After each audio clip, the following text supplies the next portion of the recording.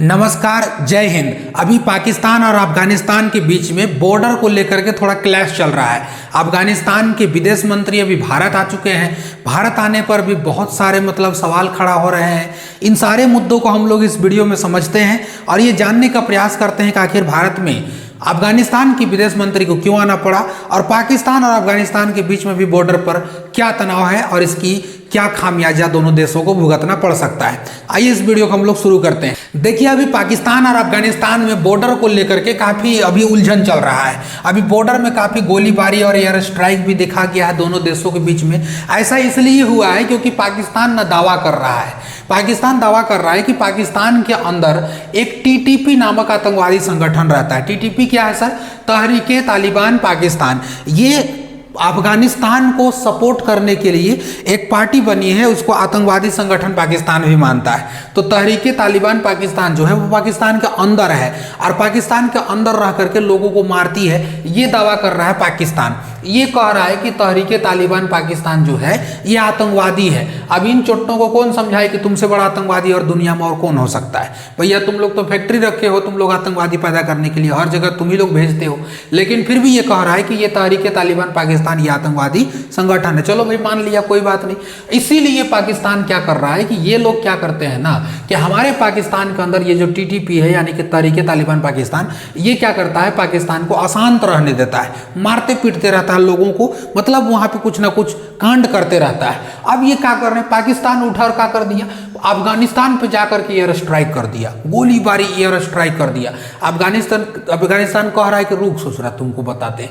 ये कह रहा है कि हमारा देश पर हमला हो गया। अफगानिस्तान डायरेक्ट कह रहा है कि मेरा देश पे तुमने हमला कर दिया, क्योंकि ये कुछ भी कर रहा तुमरे यहाँ तुम जानो। लेकिन ये पाकिस्तान कहता है अफगानिस्तान को कि आप इसको बैन कीजिए। क्यों नहीं करते आप? है क्योंकि आप ही से जुड़ा हुआ ये लोग हैं।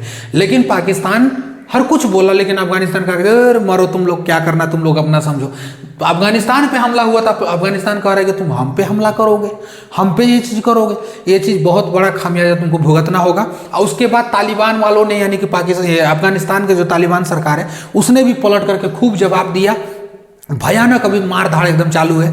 काफ़ी लोगों की यहाँ पर मौत भी हो चुकी है, सेना भी वहाँ पर डेथ किए हैं। दोनों देशों ने अपनी सीमाओं की जो चौकियाँ थी उन चौकियों को पूरी तरीके से बंद कर दिया है। मेन चौकी को जिससे आना जाना होता था, जिसमें से आपका एक तरखम था, चमन था, ये सारी चौकियों को भी बंद कर दिया गया है। और दोनों देश में भी क्लेश बहुत ज़्यादा बढ़ चुका है। आप लोग को याद होगा कि अमेरिका जो था अफगानिस्तान में 2021 में ये चला गया।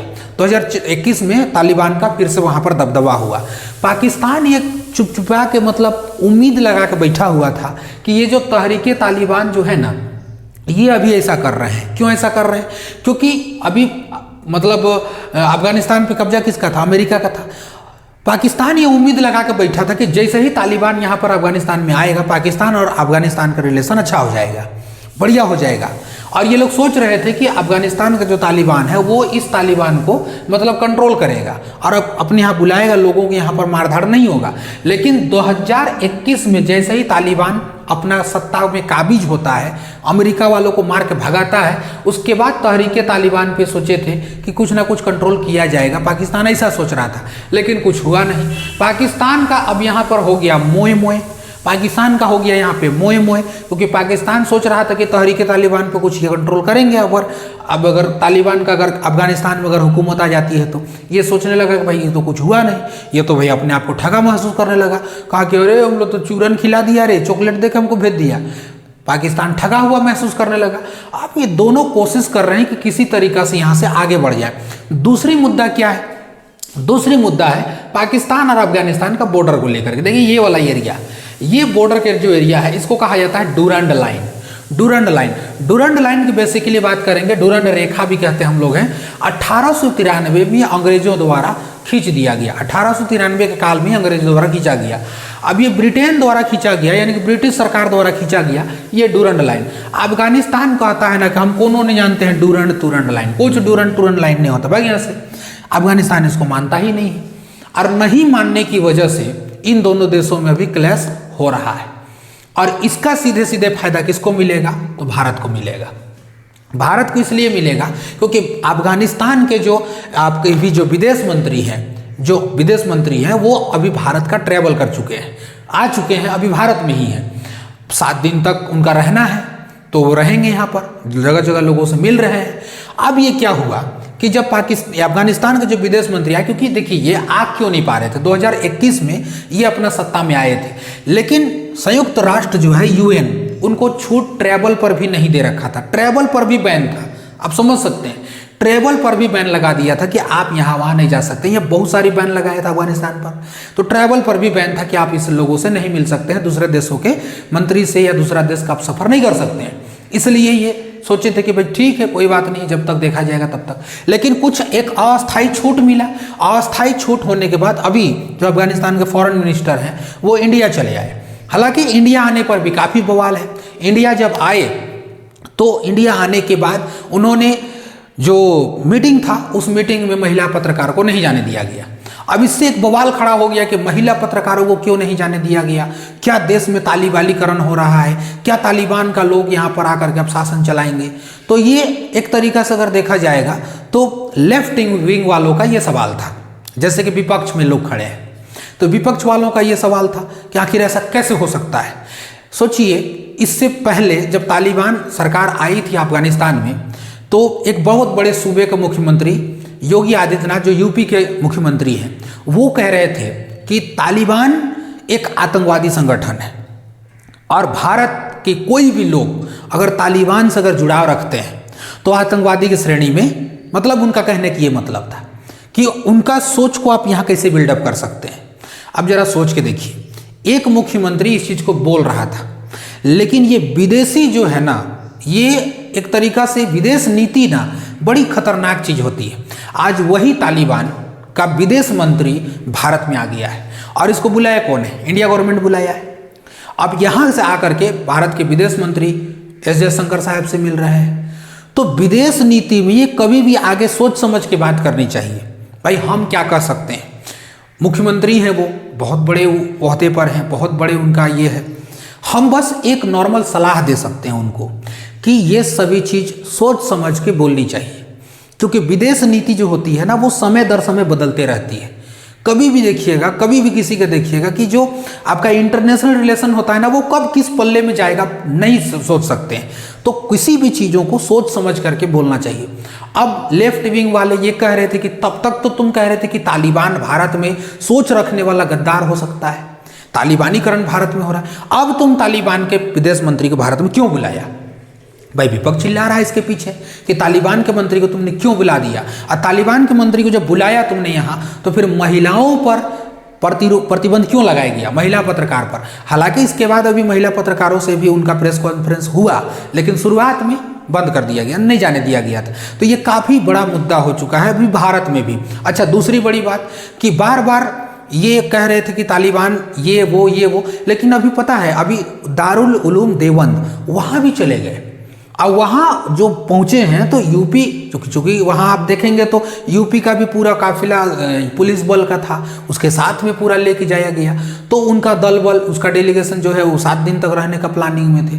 तो ये सब सवाल सब खड़ा हो रहा है कि आखिर जो देवबंद है, दारुल उलूम देवबंद, उससे उनका क्या कनेक्शन है, वो क्यों वहाँ पर जा रहे हैं। तो ये बहुत सारे सवाल खड़ा हो रहे हैं। लेकिन इसका साफ अगर हम निकालते हैं, मतलब तो यही पता चलता है कि इनका आना, जैसे अफगानिस्तान से भारत आने में इनको काफ़ी, मतलब यहाँ से भारत और अफगानिस्तान के रिश्ते अच्छे होने की संभावना है, और वही पचा नहीं पा रहा है कौन? पाकिस्तान। और पाकिस्तान उल्टा सीधा काम करेगा, तो वह नुकसान इसी का है, कुछ नहीं है। हालांकि देखेंगे तो दोनों आर्थिक स्थिति में कमज़ोर हैं, भिखमंगे एक तरह से कहें तो ये तो खैर है। कुछ मामले में दिक्कत अफगानिस्तान को भी आया, लेकिन अफगानिस्तान के साथ में इंडिया खड़ा है, तो बहुत सारे यहाँ पर काम हो सकता है। लेकिन ये लोगों को थोड़ा सा समझना चाहिए। अब आमिर खान मुत्तकी जो हैं अभी आए हैं भारत, तो बहुत इनका मेन रीजन है आने का, जैसे कि आर्थिक सहयोग इनको चाहिए, व्यापार से जुड़े मुद्दों पर ये काम करने वाले हैं भारत और अफगानिस्तान दोनों मिल करके। तो अभी पता होगा कि हेल्थ में लेकर के, हेल्थ से रिलेटेड भी बहुत सारा काम होना है। अभी अफगानिस्तान में भूकंप आ गया था, भूकंप आया तो अफगानिस्तान में काफ़ी चरमरा सी गई। भारत एनी टाइम खड़ा रहता है अफगानिस्तान के साथ में। काफ़ी हम लोग यहाँ पर हेल्थ किए और यहाँ पर मदद भी किए, हेल्प किया इंडिया, और हेल्थ पे लेकर के हर चीज़ का समस्या यहाँ पर समाधान करना है।